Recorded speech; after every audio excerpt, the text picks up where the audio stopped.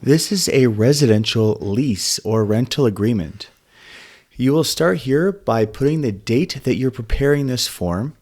You'll put the name or names of the landlord. You will put the tenant's name here. And then you're going to put the name of any additional occupants. Typically that means children.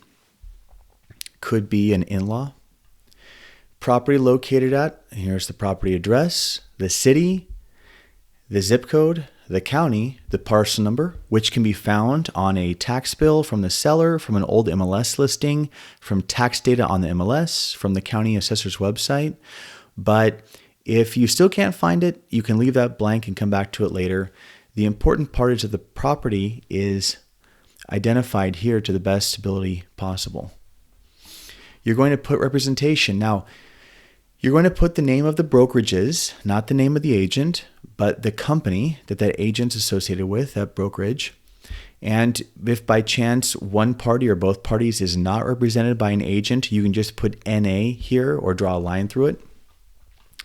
The amount of the security deposit is specified here on line 18. Rent payments, tenant shall pay, and you can put in the monthly payment per. There's frequency. Now you can put monthly, that's typical. If it's a short-term rental, you could put weekly or tenant shall pay. And there's even this spot where you can check a box and do a custom payment term. On the first, by default, first day of the month, or you can change it. You can change the day of the month, or you can even change the date entirely, like one lump sum up front or at the very end. Lease term shall commence, and it shall terminate on these dates. Very important you have these dates in here. Without these dates, this contract is not valid. Or could be voidable. I should say that. It could be invalidated if you do not have these dates in here. Tenant shall pay landlord by personal check, cashier's check, wire transfer. You can check the other box and write Cash App, Zelle, Venmo, or one of the 500 other ways that people can move money around nowadays. Landlord and tenant initials. Rent checks, if it's a check, will be written payable to, very important, delivered to this address. Let there be no mistake of who the tenant's paying and where they're paying it to. Late fee, and it speaks of the amount, the penalty that is assessed. If there's any other terms that need to be written, there's a very handy open space here. Summary of initial fees, just so everyone understands what took place above. It restates it down here, the security deposit, the first month rent, prorated rent if someone's taking occupancy on, let's say, the 15th or in the end or beginning of the month, but not the very first day, you're going to need to prorate it. You're going to take that monthly rent, divide it by 30, and put the number of days that are going to be prorated. This is the total. You're going to add these up, and this is the amount due from the tenant. This is what the tenant's going to show up with a cashier's check or a personal check and say, here's my security deposit.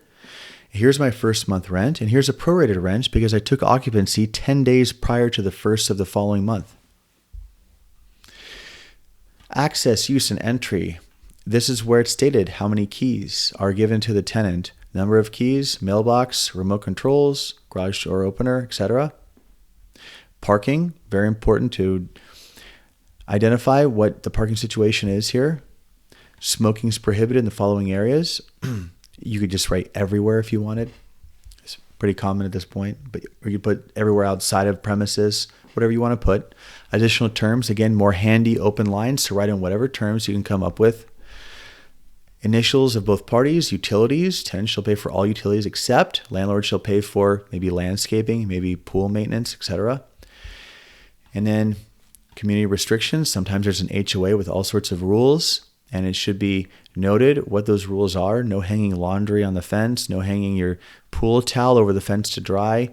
No hanging a flag in a certain area that drapes over a walkway. Whatever weird rules the HOA has, you could add it in that there are covenants, conditions, and restrictions by checking this box. You can put the name of the HOA so that the tenant can communicate directly with the HOA. And then here, this is when the landlord shall furnish the tenant with a list of those restrictions I was mentioning. And you can check the box within X days of taking possession or before occupancy. Before is better. If there are pets, you'll check the box here. Pets that are allowed can be, you can put right here, Fido or the cats or whatever you want, write it out there. Additional terms, more handy spaces you can write in. Flood hazard disclosure, it's a separate form. And that is required in the state of California. There's a flood disclosure form. It's a separate document, but if you think this home's in a flooding area, you can check this box here. And this is more standard verbiage about lead-based paint and bed bugs and other information that's required by the state of California for the landlord to furnish the tenant. And both parties are going to initial receipt of those disclosures. These are ways to resolve a dispute to avoid litigation or lawsuits. Both parties agree to seek mediation. More standard legal verbiage to protect both parties and disclose. And we'll move down here. Both parties are going to initial. Representative capacity. This just says that if one party is let's say a corporation or an LLC or a trust, they need to attach a separate form, a representative capacity form, stating that they're authorized to sign on behalf of the entity. More handy additional terms, empty lines to put in whatever you need, whatever terms aren't explicitly mentioned with the default verbiage on the form. The tenant's going to sign and fill out their information. The landlord's going to do the same right here. If there are real estate brokers involved, their information is going to go here and they're going to sign. And both parties are going to initial their acknowledgement of this final page that has all the real estate brokerage information on it. And that is the residential lease or rental agreement.